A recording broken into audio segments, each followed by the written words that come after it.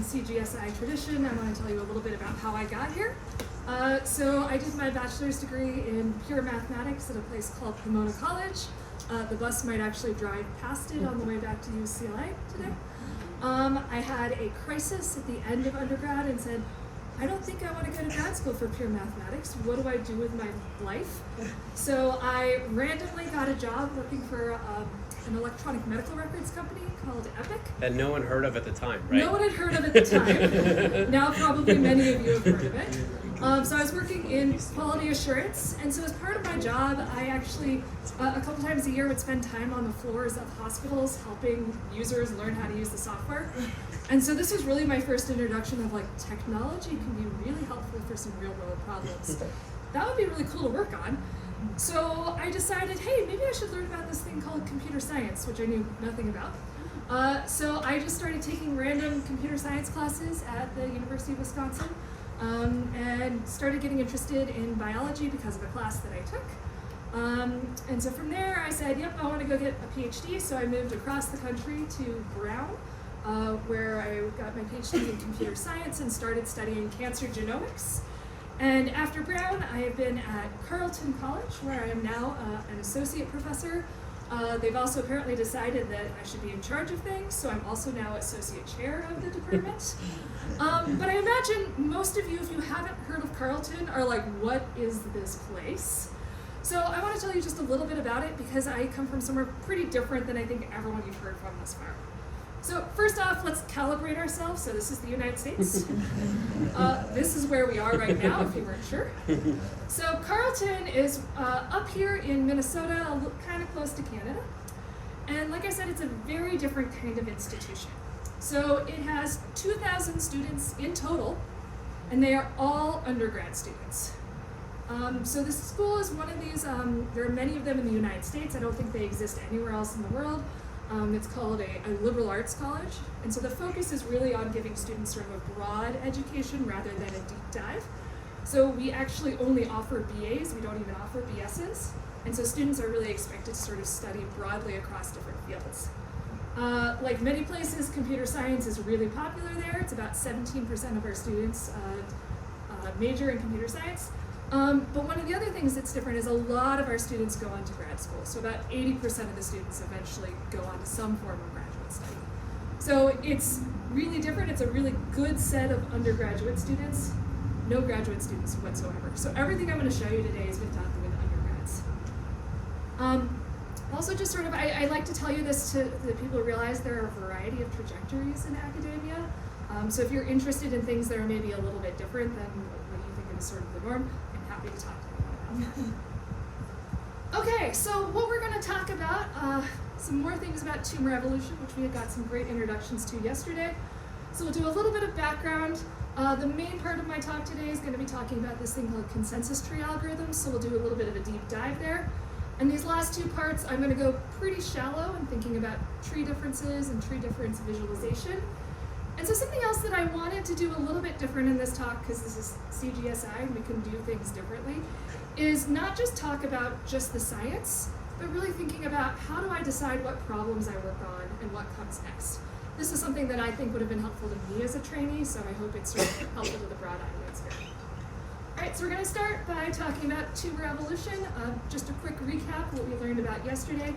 So a tumor is going to be the result of an accumulation of somatic mutations. So these are ones that occur during your lifetime rather than being inherited from your parents. So what happens is at some point, one cell, what used to be a healthy cell, acquires a mutation. It continues to replicate. Different descendants might acquire different somatic mutations, leading to different populations or clones of cells. And so what it means is that at any point in time, a tumor is just this heterogeneous collection of different cells with different collections of these somatic mutations. So there's a really seminal paper from Peter Knoll in 1976 that really sort of talked about this evolutionary process and thinking about that there are different populations that might selectively sweep through or disappear throughout time. And so there's really been a resurgence in thinking about this notion of a tumor as the result of this evolutionary process in the last 10 to 15 years. But the data that we get, we don't observe over time. We get sequencing data at the time the patient is diagnosed, and it's from there that we want to be able to infer something about this evolutionary history as a particular type of rooted tree. So here our root is always going to be the normal or the healthy cell.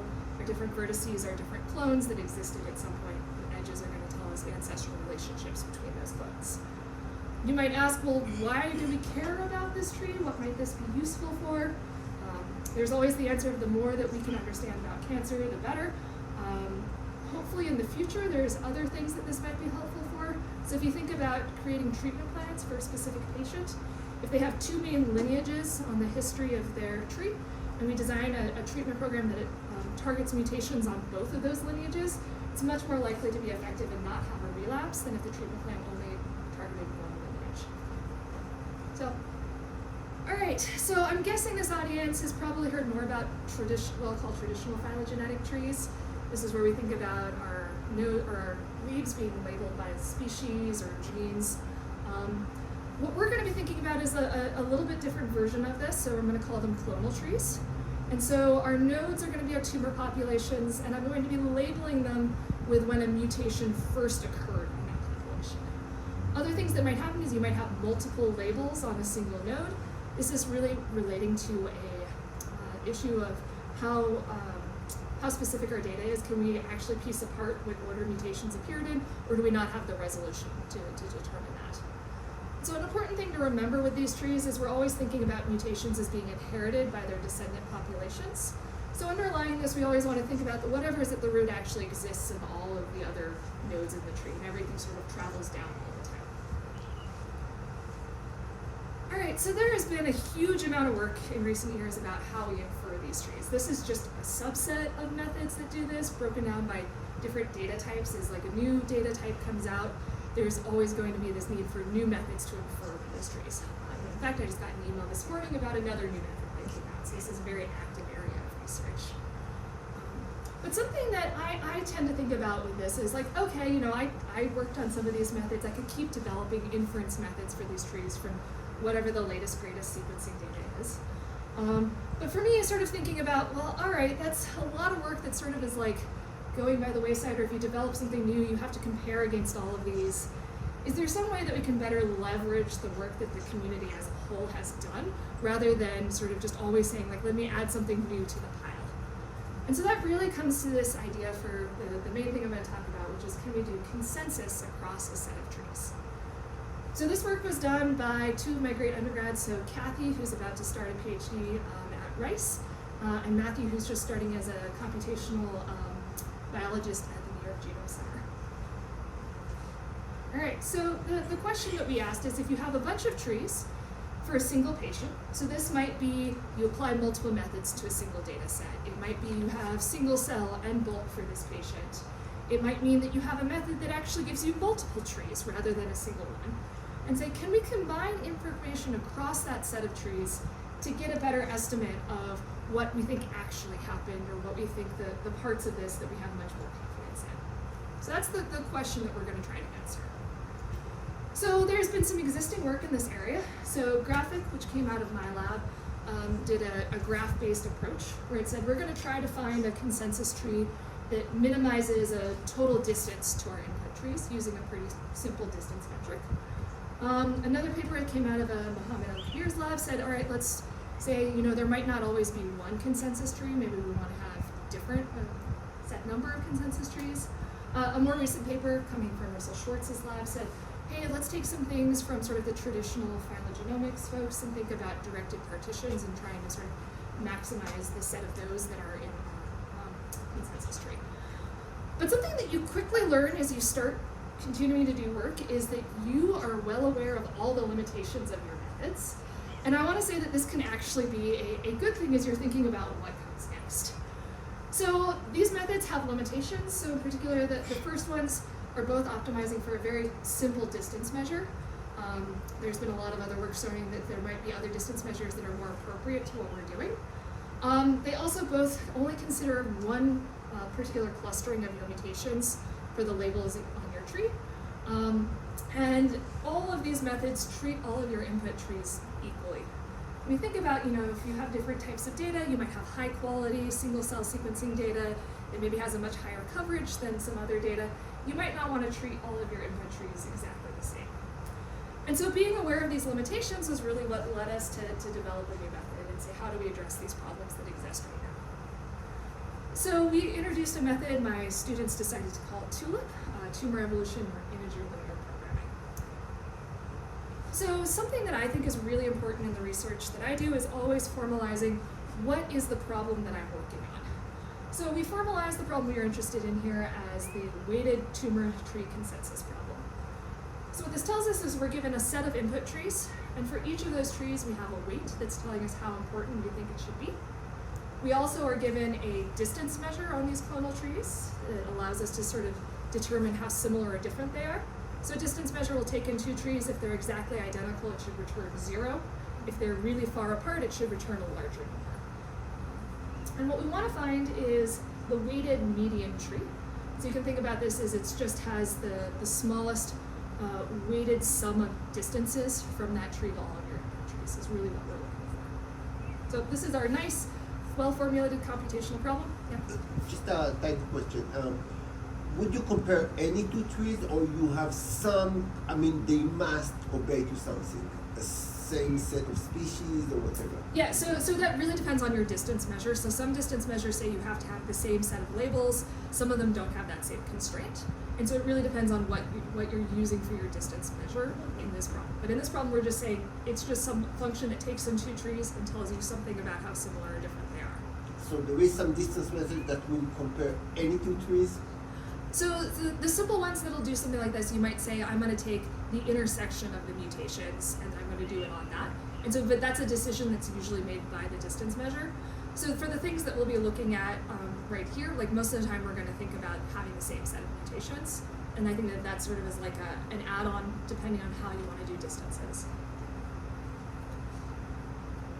So something that is important to sort of think about is, so we highly suspected that this problem is something called NP-hard. And I don't want to assume that this is a room full of computer scientists and you know exactly what that means. The short version is we think it's highly unlikely that there is an efficient or a polynomial time algorithm to solve this. And this is something that will come back later. So I know Mohammed's group has a preprint out showing that a very similar version of this problem is NP-hard. So we highly suspect that. So just remember that. So let's take a little bit more look at these distance measures. And so I want to look at one in particular. It's something called ancestor-descendant distance. And so what this is going to do is we're looking at ancestor-descendant pairs within each tree. So for each tree, you can look at this and we can say, okay, A is ancestral to B, A is ancestral to C, it's ancestral to D, and it's ancestral to E. So for each tree, you can create a list of all ancestor-descendant pairs that exist within that tree. And this distance measure is really just saying how many of these are unique to one tree that don't exist in the other one. So in this case, if we look at it, so it looks like D and E and ED and BD exist in this set and not over here, so we want those to contribute to our distance. Similarly, there's 2 over here, C and E and EC, that are in this group for this tree that are not over here. So in this case, we would say that they have an ancestor-descendant distance of 5. There are 5 ancestor-descendant pairs that exist in one tree, but not the other. There are lots of other distance measures, some of them, so parent-child distance is one that these previous consensus methods used. It was the same concept, but only looking at direct parent-child pairs. And it gets into much more complicated distance measures. But for this, we're really going to focus on ancestor-descendant as the distance measure that we're using. So TULIP has a 2-step process. So we've got a set of trees that are weighted as our input. And the first thing we're going to do is we're going to use something called integer linear programming. Don't worry if you don't know what that is. That allows us to find a directed acyclic graph that encodes all ancestral relationships we expect to have in this consensus tree that solves our problem that we're interested in. So we're getting something that's not quite what we want. It's got some extra edges. And so from there, we can just do a transitive reduction on that graph in order to find the actual consensus tree. Okay, so integer linear programming, what is this? This is a way of formulating a problem that you want to solve. One of the really nice things about this is there are solvers out there that have been incredibly optimized to be very fast. And so if you have a problem that happens to be NP-hard, which we think this is, and you can formulate it in this style of an integer linear program, these solvers tend to actually be relatively quick at solving them for reasonable sized inputs. So this is an approach that happens a lot in at least my area of computational biology. A lot of our problems are NP-hard, and so if we can formulate them as ILPs, it gives us a way to actually get some progress on solving them. All right, so what actually is an integer linear program? So the problem we want to solve, we first need to define a set of integer variables that are really encoding something about what it is that we want here. So in our case, we are going to need integer variables that tell us something about this tree that we're trying to find. You also want to define a linear objective function that minimizes or maximizes some linear function using those variables that you just defined.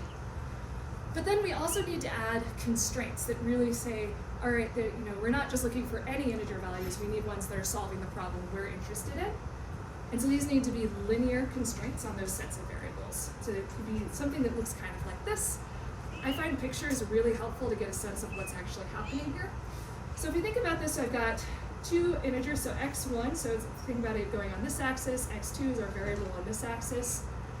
And each of these linear constraints is basically giving us a line on here that's a bound of where we have feasible values that we care about. So because x1 has to be greater than 0, we're only looking over here.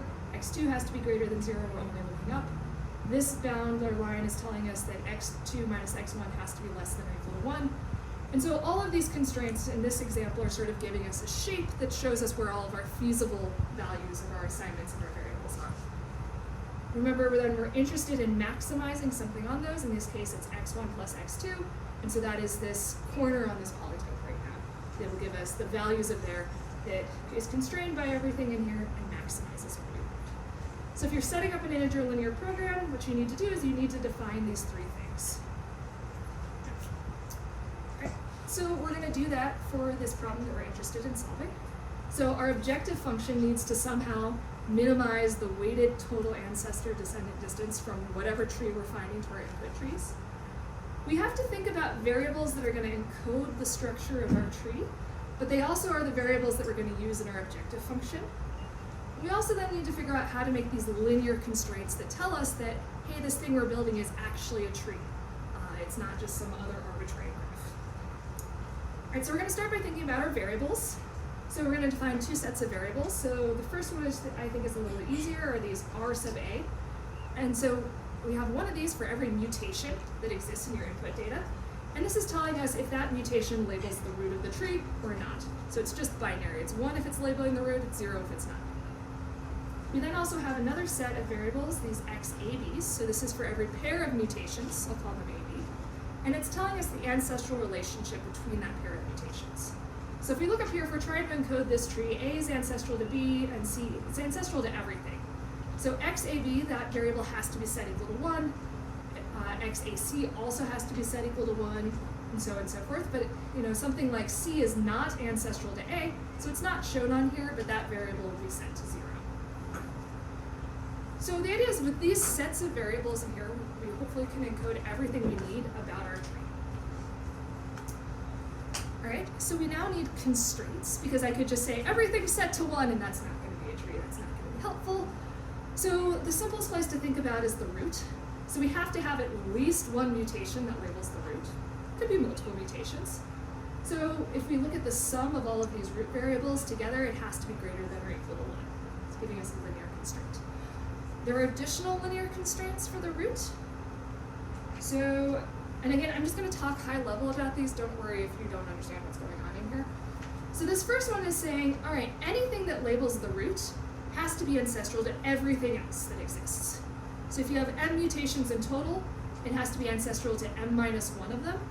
So this is basically saying if this is set to 1, if it's on the root, then summing together all of these variables that are saying what it's ancestral to, there have to be m minus 1 of them in order for this constraint to be satisfied. Similarly, this other constraint is saying if something does not label the root, it can be only ancestral to up to m minus 2 variables. So these are our root constraints. We need some other constraints about transitivity. And so it's sort of this idea that if A is ancestral to B and B is ancestral to C, we absolutely have to have A being ancestral to C. That relationship has to carry forward. And so these two constraints are allowing us to encode that information. All right, so that gives us our variables and our constraints. But now we need a way to use those variables to figure out our objective function, which is really telling us we want to minimize this ancestor-descendant distance. So let's look at this example and think about, all right, I've got my input trees, and then I have whatever tree is being encoded by the setting of those variables right now. So there's two ways that we want these to count to our objective function. So one is if you have an ancestor-descendant relationship in this consensus tree that you're creating that does not exist in your input data. So in this case, we would have an XAB variable as set equal to 1. And I'm going to use this little delta function that's just telling me 1, 0 if an ancestral relationship exists in that tree or not. So in this case, because this is equal to 1 and this is going to be equal to 0, I multiply these things together and I'm going to get 1. And so it's going to contribute 1 in total to my objective function. We have to also go the other direction. So if we have an ancestor relationship that exists in an input tree, but it's not in our tree that we're forming with our ILP, we want that to contribute. And so in that case, we are saying, all right, XAB is set to 0 in that case because it does not exist here. So 1 minus this gives us a 1. This delta, in this case we're saying, is set to 1 because it exists up here, so I multiply these things together, and that's going to give me a 1 that I'm going to contribute to my objective function. So the idea then is we can sort of sum over all of their trees, and we're adding in our weighting factors in here, and it's going to allow us to encode this ancestor-descendant distance. Okay, so we pull it all together and we were able to say, here are our variables, here are our constraints that are linear, and here's our objective function that's going to allow us to solve the problem that we want to solve. We can go through and we've done proofs to show that yes, this is actually solving the problem that we're interested in. All right, the last step that we have to do is, because this thing is not actually giving us a tree, it's giving us this sort of more than a tree, we have to just do a transitive reduction. The idea there is we're basically saying we want to remove as many edges as possible, but keep all the paths that exist in the tree there. And there are efficient algorithms that allow us to do this. All right, so that is Tulip and how it works. Something that's just come out just a week ago, so this will be an ISMB later this month. I just want to show you a quick sort of glimpse of what this can do on data. And so, all right, here, let me tell you what's going on in here. So we took a triple negative breast cancer data set, and what I have on the corners here are 3 trees that were inferred by 3 different methods for this same data. All right, so I've got this little triangle going in here, and this is going to tell us what happens when we have different weights. So this corner up here means all the weight is going to be on this tree and none on the others. Same down here, all the weight is on this tree, not on the others. So something right in the middle is going to be where they are all weighted equally. And so what we effectively did is a grid search along here to see what consensus tree do you get for all these different combinations of weightings. So this star is sort of representing equal weights. And so what happens is, if you have equal weights, we actually picked this tree as the consensus tree. Some other methods that do this also pick that tree as well. But you see some interesting things that, if you actually shift the weights a little bit, so this thing here, because it has a 2, is telling us that we have 2 optimal trees at that point in time. And so you see a little bit of like, okay, this one maybe actually other things agree, like it covers the most space, but you can see how this space of consensus trees changes as you change weights of your trees. Where I think this is really interesting is if we ask ourselves, well, do you see different patterns of this for different sets of input data? So here are 2 other examples where we did this same thing. So over here on this AL patient, we can see that, hey, as long as you have like reasonable confidence in any of your trees, it doesn't really matter which one is weighted more. And so we can feel pretty good about the consensus tree, again, if you feel good about the inputs that are going into it. Whereas this other triple negative breast cancer data set, it changes a lot as soon as you change your weights. And so really telling us that we can see these sort of different landscapes that we really probably should be thinking about when we're inferring these trees and sort of thinking about, is this the tree, or is this one possible tree where there could be other ones? I think it's super cool. Okay, as promised, I'm going to go real quick on these other pieces to try and keep us on time. And I'm mostly going to focus on how I think about these problems and why this is something I chose to work on. So this is going to be work that's been done by Quoc, who just graduated. He's actually a postback with me right now. He will be applying to CS grad school in the next year or 2, so keep your eyes open for that. This is brand new stuff. We actually just found out while I was here it was accepted to ECCB, so first time anyone's gotten to see this stuff. So let's go back to everyone's developing methods, inferring these methods. And I've organized them on here based on the type of data that you're using, but there's a lot of different ways that we can think about this. And so earlier methods relied on certain assumptions that mathematically made this problem more feasible. Something that Aaron talked about yesterday, the infinite sites assumption was a common assumption in these early methods. So this infinite sites assumption says that mutations are relatively rare, the genome is large, so we're going to assume that once a mutation occurs in the history of a patient, it never occurs somewhere else, and once it appears, it never disappears. So there's no homoplasy. And so again, this is an assumption that made the math a lot easier at the beginning, seemed relatively reasonable, thinking about the time scales we're dealing with. But there's been some studies recently that have really started to show that, hey, maybe this is not actually the best assumption to be using here. In particular, I think this plays a role because copy number aberrations are something that show up a lot in different types of cancers that can have an impact on this. So just a quick example of this. So here's a tree where you think about you have a pair of chromosomes. Maybe here is a SNV that occurred. Maybe another one occurred later on a different copy of a chromosome. But then there was a deletion that got rid of this mutation. So here's a concrete example of where a mutation can appear and pretty reasonably disappear. So there's really started to be a lot of work saying we can't make this assumption anymore. And so a lot of the new methods, and I expect a lot of the ones that are going to be coming out, are really saying we can't do this, we have to think about other models of evolution.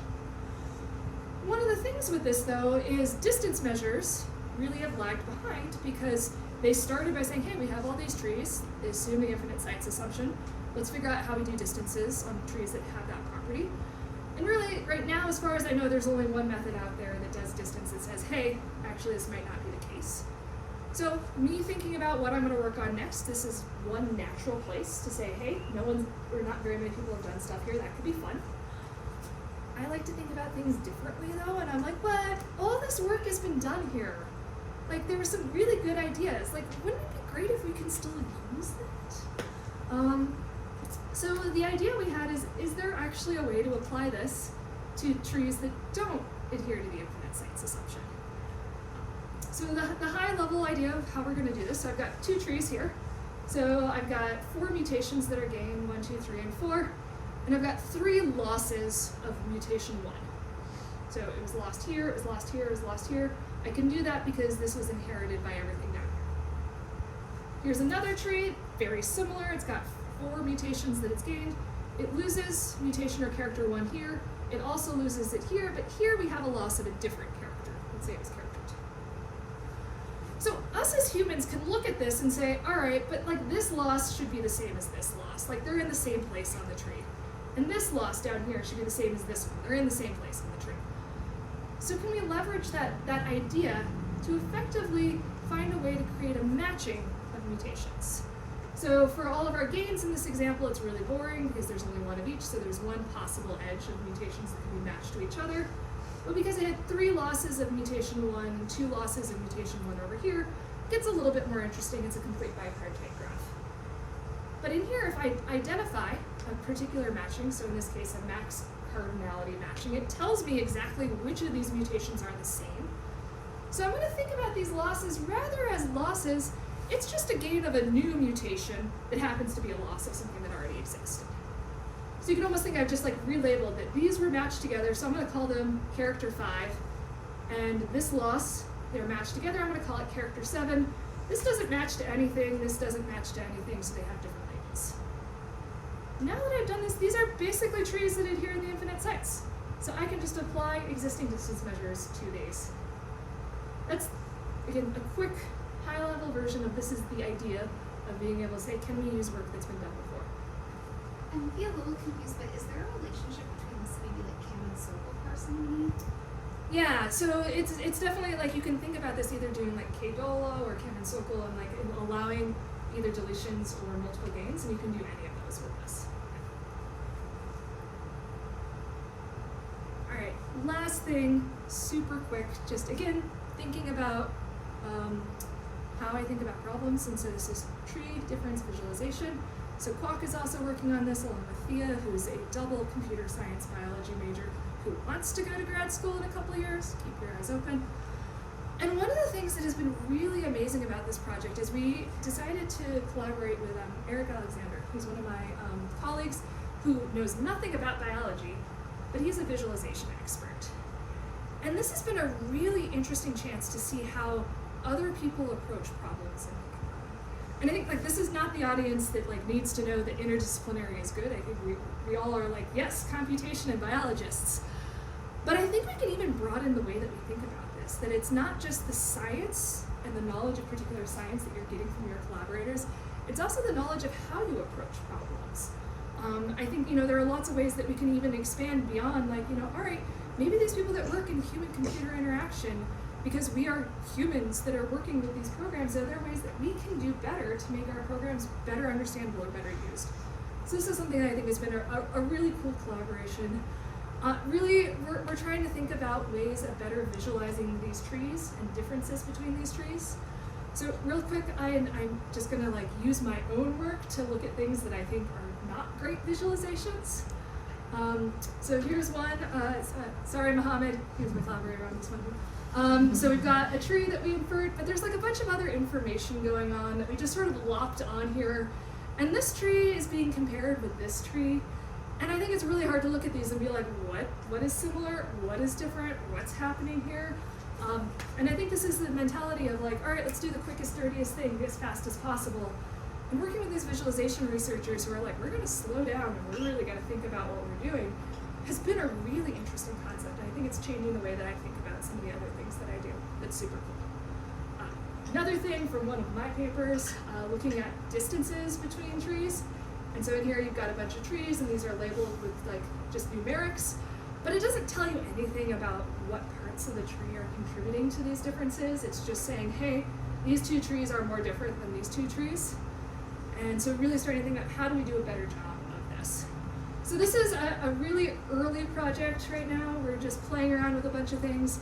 So if you're someone who is interested in trees and thinking it, maybe visualizing them, I would love to connect with you. We're trying to sort of get feedback from people on early things that we're working on. So again, thinking about how we're visualizing where differences on trees are, but also thinking beyond the node link and are there other ways of sort of encoding the data that's information or that's important to us here. So really early work, really fun stuff. So in summary, I've told you a lot about trees today and the tumor trees. I hope you've gotten a little bit about just different ways of thinking about how you move through science. And with that, I just want to thank my students. Again, this was all done by undergrads. Undergrads can do awesome stuff. And thank you for listening.